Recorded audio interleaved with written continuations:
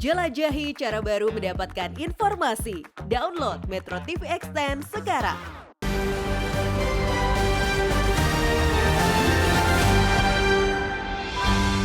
Mental apatis melawan korupsi.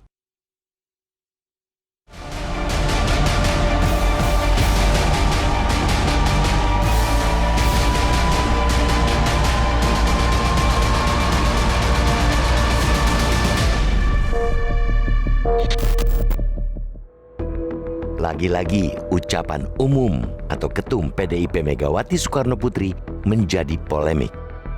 Pada Senin 21 Agustus dalam acara sosialisasi Pancasila, Megawati mengungkapkan jika pernah meminta kepada Presiden Joko Widodo untuk membubarkan Komisi Pemberantasan Korupsi atau KPK karena tidak efektif.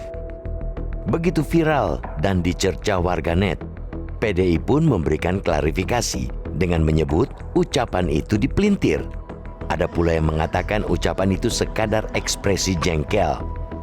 Apapun makna sebenarnya, ucapan tersebut memang tak elok. Terlebih, Megawati juga sudah pernah menyinggung pembubaran KPK di depan publik pada 2015.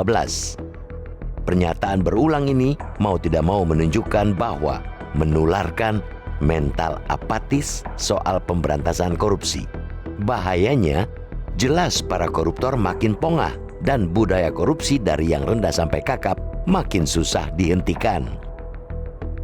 Sementara pada perbaikan kinerja KPK, yakinlah ucapan-ucapan pedas tidak akan banyak berdampak, sebab memang bukan sekadar kenyinyiran yang dibutuhkan untuk memperbaiki kinerja KPK.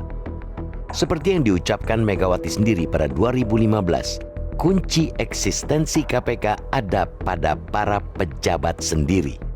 Para pejabat tidak boleh lagi menggarong uang negara sehingga akhirnya KPK tidak lagi dibutuhkan.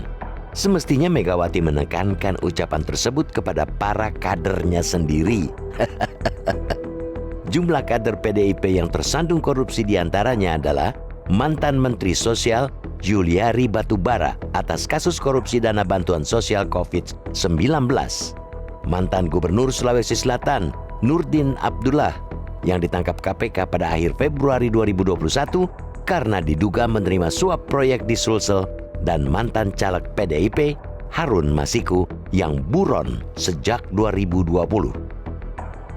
Dosa partai politik terhadap pelemahan kinerja KPK bahkan lebih besar lagi jika kita memperhitungkan Undang-Undang Nomor 19 Tahun 2019 tentang perubahan kedua atas Undang-Undang Nomor 30 Tahun 2002 tentang Komisi Pemberantasan Tindak Pidana Korupsi.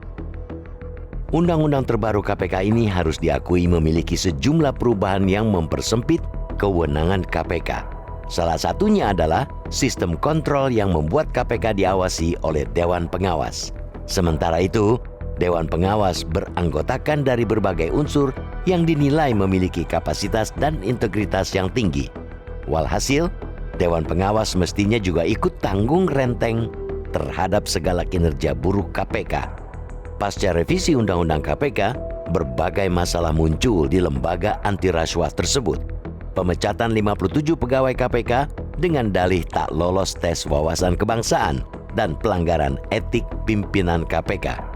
Yang tak kalah miris adalah pungutan liar yang terjadi di rumah tahanan hingga dugaan pelecehan terhadap istri tahanan. Anggota Dewas KPK, Albertina Ho, mengungkapkan dugaan pungli itu dilakukan dengan setoran tunai, di mana nilainya mencapai 4 miliar rupiah dalam 1 tahun. Albertina Ho juga menyatakan nilai itu kemungkinan dapat bertambah. Terkait temuan itu, Wakil Ketua KPK Alexander Marwata menyatakan jika puluhan pegawai KPK yang terlibat telah dibebas tugaskan. Sebuah kasus yang bisa melibatkan puluhan pegawai adalah sinyal kuat jika kebusukan serupa bisa terjadi di berbagai lini kerja KPK. Ini artinya kinerja Dewas KPK harus lebih ditingkatkan. Tidak hanya itu, kita juga menuntut KPK tidak sekadar membebas tugaskan para pegawai yang terlibat korupsi. Kasus korupsi di benteng perlawanan korupsi adalah bentuk penghinaan. Mereka harus dibawa ke meja hijau dan dituntut seberat-beratnya. KPK harus menyadari jika ini adalah langkah minimal untuk memperbaiki integritas lembaga itu yang memang sudah diragukan banyak pihak. Selanjutnya, KPK jelas harus meningkatkan kinerjanya, baik dalam bidang pencegahan dan penindakan. Keengganan KPK dalam mengambil kasus-kasus mega korupsi seperti Jiwasraya menunjukkan tidak ada upaya strategis dalam bidang penindakan. Di sisi lain, keberanian KPK menangkap 2 hakim agung juga harus diapresiasi. Sebab itulah, KPK semestinya lebih dituntut untuk meningkatkan kinerja ketimbang didorong untuk dibubarkan. Seorang tokoh bangsa hendaknya hati-hati dalam berbicara terkait KPK. Upaya melawan praktek rasuah di negeri ini adalah perang panjang yang membutuhkan komitmen bersama. Para tokoh bangsa seyogianya berada di garis depan dalam memerangi praktek lancung dengan jalan memperkuat KPK, bukan ramai-ramai melemahkannya.